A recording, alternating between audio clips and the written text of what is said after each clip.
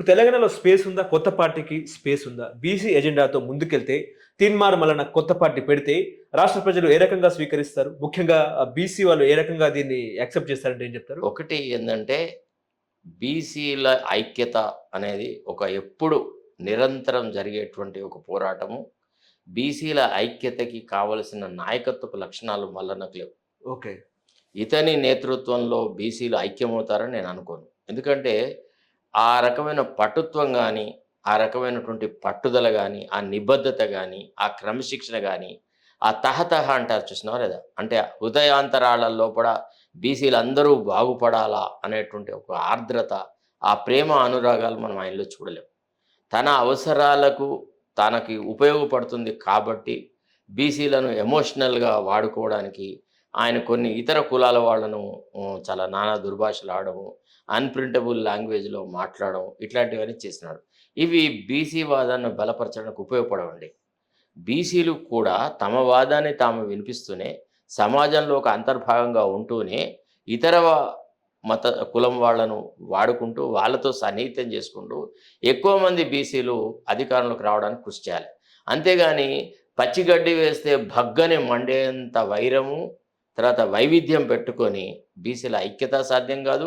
అట్లా బీసీలకు ఎన్నడూ రాజ్యాధికారం చేతిలోకి రాదు. అది సాధ్యం కాదు. ఇప్పుడు కాంగ్రెస్ పార్టీ నుంచి సస్పెండ్ అయిన తీన్మార్ మల్లన్న భవిష్యత్తు కార్యాచరణ ఎట్లా ఉండే అవకాశం ఉంది? ఇక అది ఏంటి? ఆయనకు సంబంధించిన విషయం. ఆయన ఎట్లా చేసుకుంటాడు, ఏం చేసుకుంటాడు అనేది అది ఆయనకు సంబంధించి. ఒకటేందంటే, ఒక వ్యవస్థీకృతమైనటువంటి ఒక మహాసముద్రం లాంటి పార్టీలోనే ఆయన ఇమడలేకపోయినాడు. అంటే ఆయన వ్యక్తిగత స్వభావాన్ని గనక మనం గమనిస్తే, ఆయన ఇప్పటికి దాదాపుగా ఒక గుండ్రగా ఒక చక్రం తిప్పినాడు గదా! ఆయన బీఆర్ఎస్‌లోకైతే పోలేడు. ఆ! భారతీయ జనతా పార్టీలోకి ఆల్రెడీ పోయినాడు, బయటకొచ్చినాడు. తర్వాత అనునిత్యం నిన్నటి వరకు భారతీయ జనతా పార్టీ గురించి చాలా ఆహ్, నానా దుర్భాషలాడినాడు. హ్మ్. కాంగ్రెస్‌లో ఉన్నటువంటి ఒక మేజర్ వర్గం గురించి చాలా దుర్భాషలాడినారు. ఇట్లా రకరకాలుగా చేసి ఆయన తనకంటూ ఒక స్పేస్ లేకుండా చేసుకున్నాడు. అదే. వ్యక్తిగతంగా ఎట్లుంటదంటే, నేల విడిచి సాము చేయడము అని అంటారు గదా! సో, అట్ట చేసినాడు. పరిణితి గల ఒక రాజకీయవేత్తలాగా ప్రవర్తించలేదు.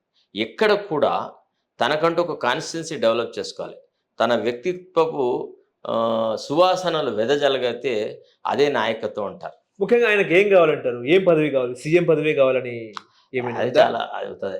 సీఎం పదవి అది ఎంత అవుతది. అవన్నీ మనం ఏదో అదే. 4 రోజులు ఉంటదండి. అంటే నేను ఎంతోమంది గొప్ప గొప్ప వ్యక్తులు పార్టీలను వదిలెట్టి, పార్టీల నుంచి బహిష్కరించబడి వచ్చిన వాళ్ళని చాలామందిని చూసినాను.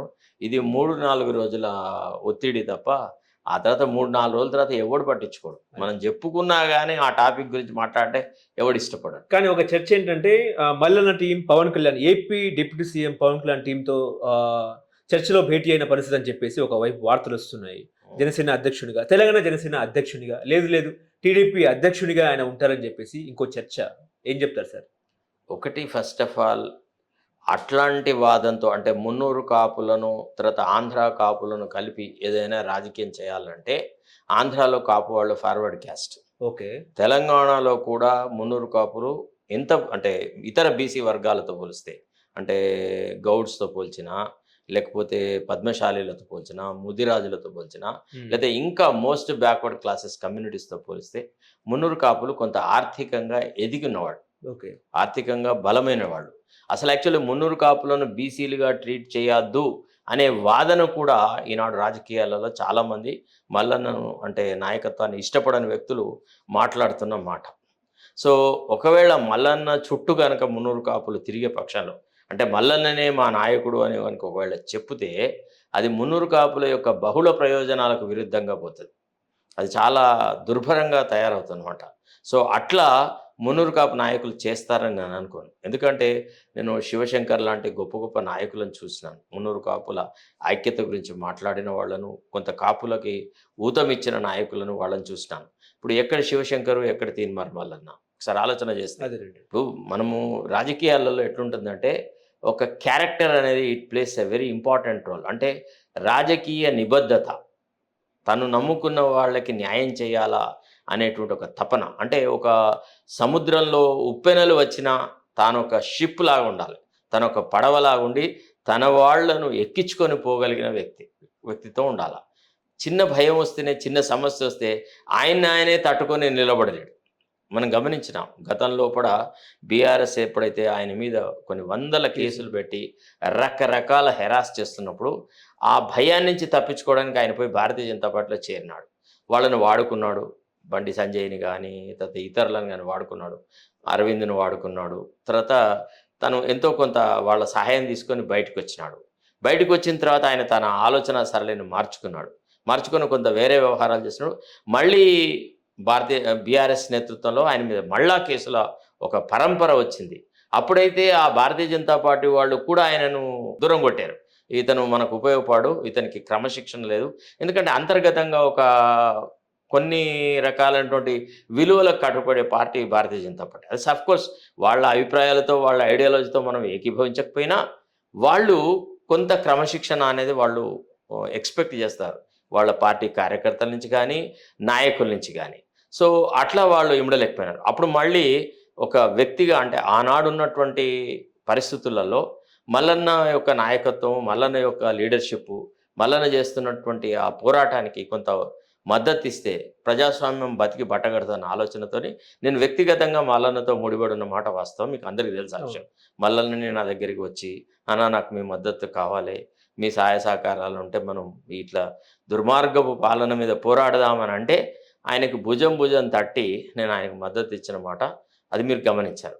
ఆ తర్వాతి కాలం లోపల అంటే ఆయన అడుగులకు మడుగులొత్తను నేను అనే విషయం గ్రహించిన తర్వాత ఆయన కొన్ని రకాలుగా అంటే నా వ్యక్తిత్వాన్ని పలచగా చేసేటువంటి వ్యవహారాలు చేసి కొంత ఆయనకు దూరంగా వెళ్ళిపోయాడు. అది నేనుగా చేసింది కాదు. ఆయనే మొదట ఆ రాయి వేయడం అనేది జరిగింది. ఇక ఆ తర్వాత నాకేమనిపించిందంటే మిత్రులుగా కలిసున్నప్పుడు మిత్రులుగానే విడిపోతే బెటర్. అంతేగాని శత్రువులుగా ఒకళ్ళ మీద ఒకళ్ళు మన్ను పోసుకొని, ఒకళ్ళని పట్ల ఒకళ్ళ వ్యక్తిత్వాల మీద కామెంట్ చేసి, చాలా నీచమైన ఆలోచన సరళి చేయడం నాకిష్టం ఉండదు కాబట్టి, నేను ఆయన నుంచి దూరంగానే ఉండడం అనేది చేసినాను. సో, నాకు తెలిసిన మేరకు అంటే నేను ఆయనను అర్థం చేసుకున్న మేరకు, ఒక ఉద్యమాన్ని నడిపేయగలిగేటువంటి సత్తా, సామర్థ్యము, ఆ స్థాయి, ఆ స్థైర్యం ఆయనలో లేవు. ఆ పోరాట పటిమ లేదు. 10 మంది ఉన్నప్పుడు సరే మైక్ పట్టుకొని తూలడం వేరు, తర్వాత ఉర్రూతలూగడం వేరు, తర్వాత నానా దుర్భాషలాడడం వేరు కానీ, ఒక వ్యక్తిగా ఒక అడ్వర్స్ సిట్యుయేషన్‌ను ఎదుర్కొనేటువంటి స్వభావం మాత్రం ఆయనలో లేదని నా వ్యక్తిగతమైన అభిప్రాయం. ఓకే.